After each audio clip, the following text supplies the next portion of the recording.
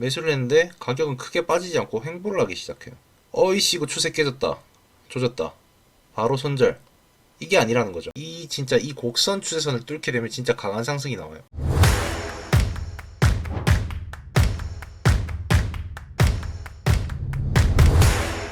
자전거는 책으로 배울 수 없죠. 트레이딩도 똑같습니다. 무료로 훈련하고 피드백 받는 방법, 영상 설명란과 고정 댓글에 있습니다.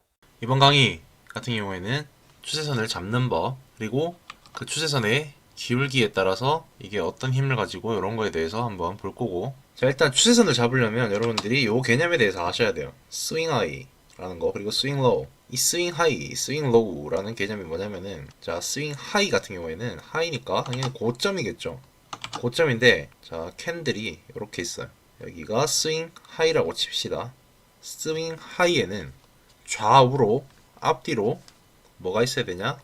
이런 봉들이 있어야 돼요. 요게 스윙 하이고, 스윙 하이의 패턴이고, 요걸 보고 스윙 하이라고 한다. 그래서 요것들을 요게 계속 이제 상승하면서 요런 게 계속 생기면은 요런 거를 쭉 이으면은 저항 추세선이 만들어지는 거죠. 저항 추세선. 그리고 스윙 로우라는 게 있는데, 스윙 로우는 그 반대겠죠.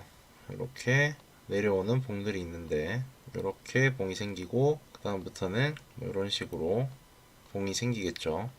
요런 모양, 이런 모양을 보고 여기를 보고 스윙 로우라고 얘기를 합니다.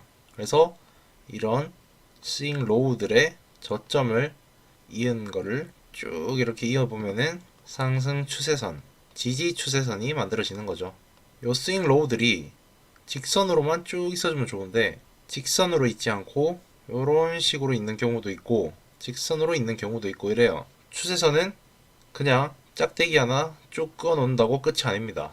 추세선은 두 가지가 있습니다. 직선이냐 곡선이냐 판가름을 해야 됩니다. 거기에 따라서 매매법이 달라져요. 요 곡선 추세선을 매매법에 적용시킨 사람은 아직 저는 못 봤어요. 이 곡선 추세선을 해선해서 저는 매매에 적용을 시킵니다. 이런 식의 추세가 형성되면서 꺾이는 모습이, 힘이 그림으로 드러나는 거, 이런 식으로 돌아나가는 게 이렇게 올라가는, 진짜 이 곡선 추세선을 뚫게 되면 진짜 강한 상승이 나와요.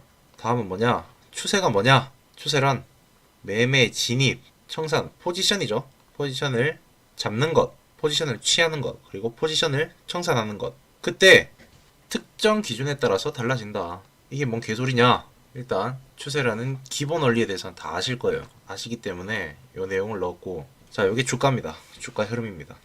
특정 방향을 따라서 계속 이렇게 움직이죠. 이걸 보고 추세라고 그래요. 다음에 주추세 이론이랑 주추세라는 개념과 맞아떨어지죠. 그게 추세입니다. 추구하는 뭐 힘, 세력, 뭐 하여튼 그런 방향, 그런 거를 뜻해요. 근데 이걸 왜 적었냐?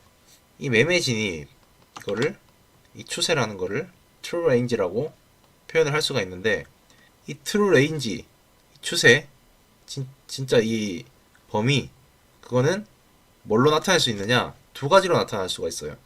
첫 번째로 타임 프레임, 타임의 개념이, 시간의 개념이 적용되는 것. 두 번째로 가격의 개념이 적용된다. 프라이스 프레임. 우리는 보통 추세를 잴 때 가격의 개념만 도입을 하죠. 시간의 개념은 제외를 하고 가격의 개념만 도입을 해서 추세를 꺼요. 그렇기 때문에 직선만 나오는 거예요. 직선만.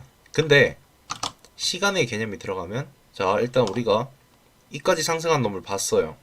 봤고 저점이 두 개가 만들어졌으니까, 오케이, 그러면은 이런 식으로 추세선을 긋자. 그러고 여기 왔는데 일단 매수를 했죠. 매수를 했는데 가격은 크게 빠지지 않고 횡보를 하기 시작해요. 어이씨 이거 추세 깨졌다. 조졌다. 바로 손절. 이게 아니라는 거죠. 이 추세라는 놈은 시간의 개념까지 적용을 해야 되기 때문에 이런 상황에서도 추세는 아직 깨지지가 않았다. 추세를 직선으로 보기에는 한계가 있다. 라는 거, 요거를 이해를 하셔야 돼요. 이 시간의 개념까지 들어가야 된다. 자, 직선 추세선과 곡선 추세선이 있다. 정말 힘이 강할 때는 이런 식으로 막 올라가겠죠. 이런 식으로, 막 이런 식으로.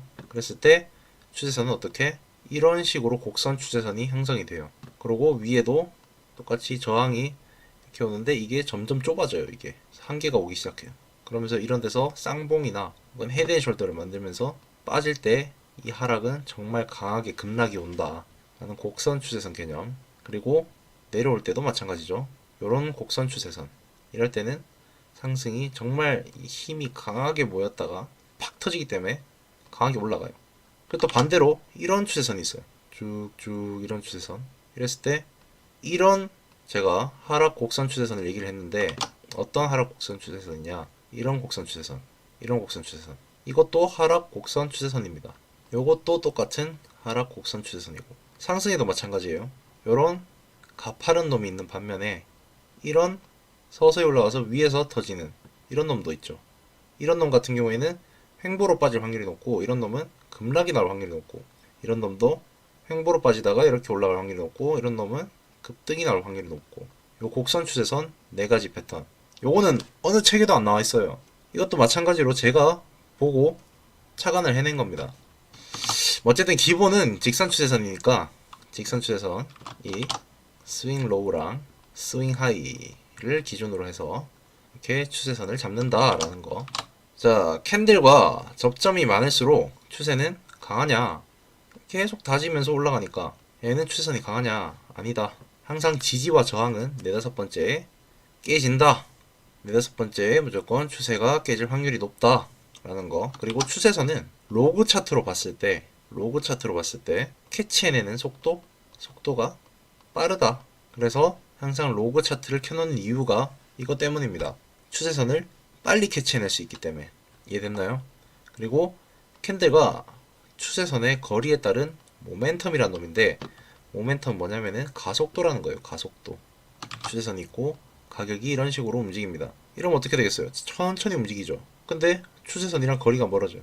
엄청 빨리 움직여지겠죠. 이런데 위에 올라가면 난리 나잖아요. 미친듯이. 이때 단타 오지게 치는 거죠. 이때 5분봉 켜놓고 막 스캘핑 치고 막 이럴 때 가속도가 엄청 붙으면서 속도가 엄청 빨라진다. 그래서 단타를 친다. 그러면은 이런 놈을 쳐야 되는 거고 이때 거래량이 확 붙기 시작하죠. 여기서 확 뜨고 이전에는 뭐 요정도 거래량이다가 여기서는 이런 식의 계속 거래량이 발생을 하죠. 차트를 보면은 아실 거예요. 거래량이 엄청 늘죠. 그래 가속도가 붙는다. 움직임의 속도가 엄청 빨라진다. 하락도 마찬가지입니다.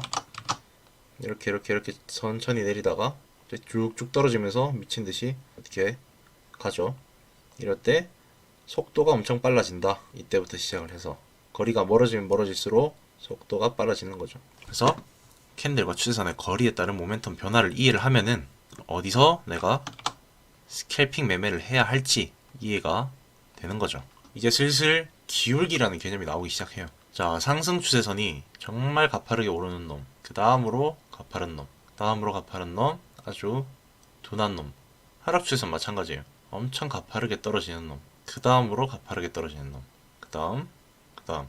이 기울기에 따라서 속도가 바뀌는 거는 앞전에 제가 말한 거랑 똑같은 개념이죠. 올라가면 미친듯이 막 올라가죠. 막 조정도 거의 안 줘. 조정 거의 안 줘. 이렇게까지도 안 줘. 그냥 이렇게 주고 막 플랫 패턴 나오고 다시 올라가고 다시 또 플랫 또 올라가고 플랫 나오고 또 올라가고 계속 올라가는 거예요. 미친듯이. 이때 힘이 강하다. 이 기울기에 따라서 힘을 어느 정도 판단을 할 수가 있다. 그 다음 놈 쭉 가다가 자 여기서는 쭉 올리고 횡보를 하게 되면은 이 기간이 엄청 짧죠. 다시 올라가는 거예요. 그 다음 조금 더 길어지지만 그래도 짧고 근데 이렇게 누워있는 기울기면은 플랫 패턴이 나오더라도 횡보를 많이 해야 돼요. 오랜 기간을 해야 됩니다. 속도가 느려요. 그것도 올린다고 칩시다. 올리면은 플랫 패턴으로 가면은 한참을 가야 되는데 조정이 오죠. 이런 식으로. 그러면서 또 이런 식으로. 그러면서 빠질 확률이 높아지는 거죠. 이런 경우 이런 식으로 서서히 이런 식으로 가죠. 슬슬. 자발트 중에서 이런 애들 많죠. 이것도 마찬가지. 자발트 중에서 쫙 뽑고 쭉 내리고 이러면서 지켜주는 척하고 또 쫙 뽑고 쭉 내리고 또 이러고 속도가 엄청 느리죠. 이런 거에 대한 이해가 있어야 돼요. 추세선 기울기에 따른 속도에 대한 이해. 하락 추세선도 마찬가지입니다. 엄청 빨리 막 미친듯이 내려가고 이런 거는 딱 붙어가지고 뭐 천천히 느긋하게 이것도 쭉 뽑고 뭐 다시 또 이러다가 결국에는 톡 뚫고 또 이러다가 또 이러죠. 엄청 느리죠. 이런 기울기에 따른 속도에 대한 이해가 충분히 있어야 된다. 그래야 단타 혹은 스캘핑 진입에 하나의 근거가 된다 라는 겁니다. 가파른 각도. 이 가파른 각도는 강한 힘, 모멘텀, 속도, 가속도를 의미한다. 그래서 추세 전환이다 라고 하는 거는 정말 가파르게 올라가야 돼요.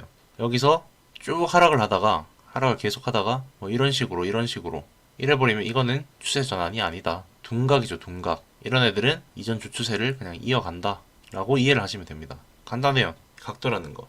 일단 실제 차트로 보면서 한번 추세선을 한번 그어 볼게요.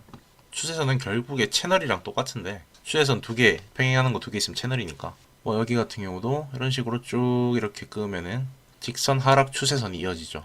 이런 경우도 이렇게 추세선을 그어주면은 추세선을 돌파하고 난 후에 지지를 받는 이런 움직임이 나오고, 여기도 이런 식으로 추세선을 그어주면은 여기를 계속 지지받고 올라가는 모습이 보이고 있죠. 굉장히 쉽죠? 어렵지 않습니다. 이 추세선이라는 거는. 요게 전부예요. 이거를 못 그으면은 안 됩니다. 요 정도는 그을 줄 알아야 돼요. 자전거는 책으로 배울 수 없습니다. 직접 타보면서 익숙해져야 합니다. 트레이딩도 똑같아요. 지난 11년 동안 트레이딩을 하고 수만 명을 가르치며 얻은 노하우를 집대성해 전자책을 만들었고 훈련 프로그램을 만들었습니다. 무료로 익히고 훈련하며 피드백을 받고 싶으시다면 영상 설명란과 고정 댓글을 확인해주세요.